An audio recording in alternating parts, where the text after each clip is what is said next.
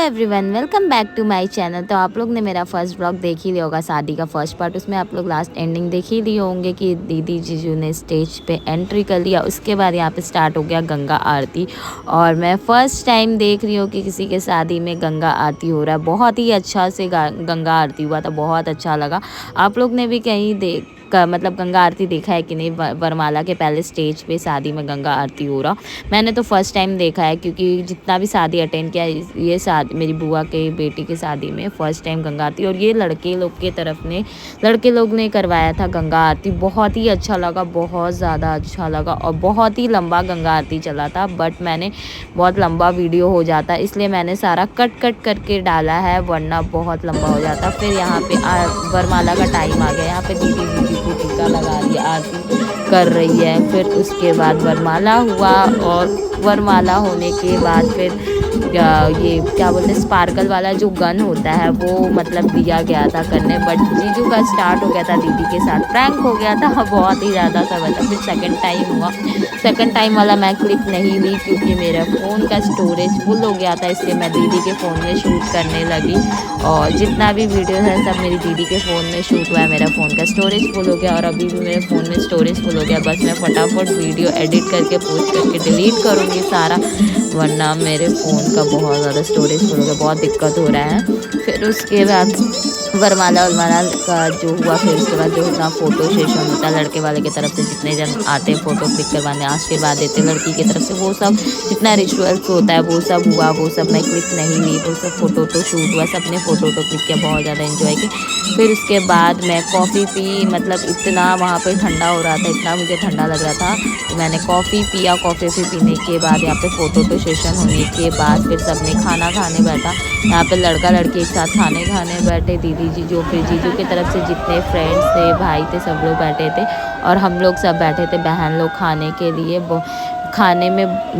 खाने में बहुत सारा वैरायटी था, जो कि बहुत ज़्यादा टेस्टी था खाना। तंदूरी रोटी था, फ्राइड राइस था, पनीर की सब्ज़ी थी, मशरूम का सब्ज़ी था, पालक की साग थी, सैलेड था, कचौड़ी था, मिठाई था, ढेर सारा, मतलब बहुत ज़्यादा टेस्टी था। मुझे तो मशरूम का सब्ज़ी बहुत ज़्यादा अच्छा लगा। मैं नेक्स्ट डे भी मुझे चाहिए था खाने के लिए। मैं फूफा जी से पूछी थी कि मतलब पनीर का मशरूम का सब्ज़ी बचा है कि नहीं, क्योंकि मुझे खाना था, बट नहीं बचा था। मतलब बचा भी होगा, ख़राब हो गया था। फिर उसके बाद शादी बैठ चुका था यहाँ पे।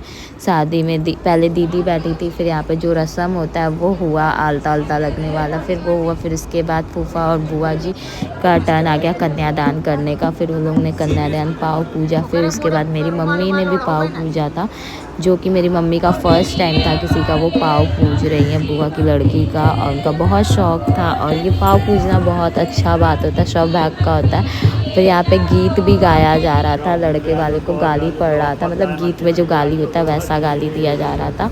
फिर उसके बाद मेरी मम्मी मतलब पाव पूजने के बाद बहुत ही अच्छा लगा मेरी मम्मी का। फिर उसके बाद तो हम लोग का पाव पूजेगी, ये उनकी फ़र्स्ट भगनी का वो पाव पूजी, फिर अपनी बेटी का पाव पूजेंगी। और उनका बहुत शौक़ है, मतलब कि एक लड़की का पाव पूजना। और मेरे पापा इस टाइम नहीं थे, मेरे पापा सो रहे थे, इसलिए मेरी मम्मी ने अकेले पाव पूजा।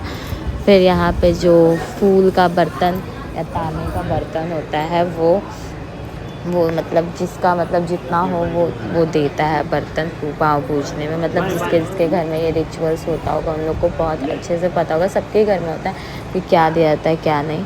फिर उसके बाद यहाँ पे फेरा हुआ, मतलब जो लड़की का भाई होता है वो लावा पचता है, वो किया, वो लावा पच रहा था। फिर उसके बाद फेरा हुआ। फेरा होने के बाद दीदी को नथ पहनाया गया, मतलब जो दीदी पूरा मतलब खाली बैठी थी, सूना लग रहा था चेहरा वगैरह, कुछ भी नहीं पहनी थी, ना गले में ना कान में, उनको सब कुछ उतरवा दिया गया था।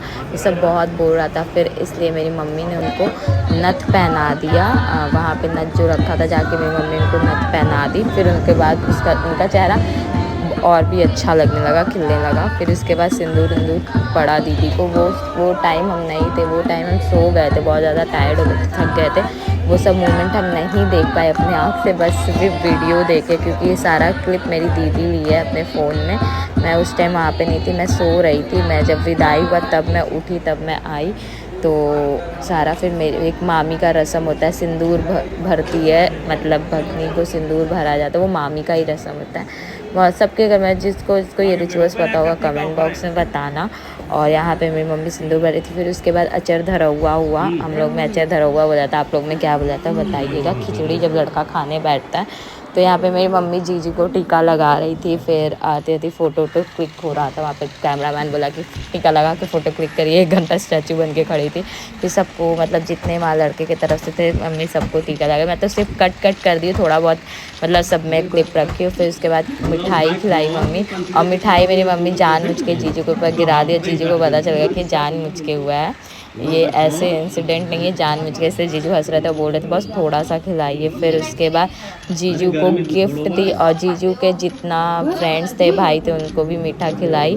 और फिर एक गिफ्ट दी, वो घर पे खोले गिफ्ट। और एक गिफ्ट दी जो वहाँ पे मेरी मम्मी जीजू को पहनाई, वॉच था उसमें टाइटन का, और उनको वॉच का बहुत ज़्यादा शौक है। ये दीदी से हम लोग को पता चला था, वो जब हम लोग वॉच लेके गए तब बोली।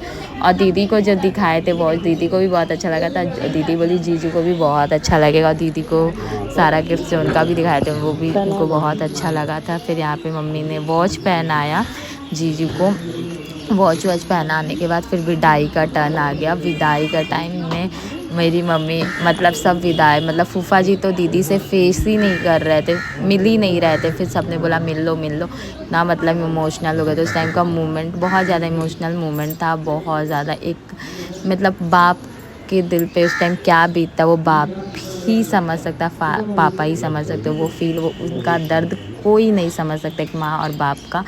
मतलब ऐसे तो पहले जब शादी नहीं होता तब बोलता चली जाओ घर से, ये हो जाओ, उस टाइम कुछ नहीं समझता। जब विदाई होता है ना, जब लड़की घर से जाती है ना, तब वो दर्द पता चलता है। उस टाइम का मतलब फील एक अलग ही फील होता है, वही लोग समझ सकते। बहुत ही इमोशनल मोमेंट था। फिर यहाँ पे सबने दीदी से मिला उला। फिर यहाँ पे मैं ब्लॉग को एंड कर दी।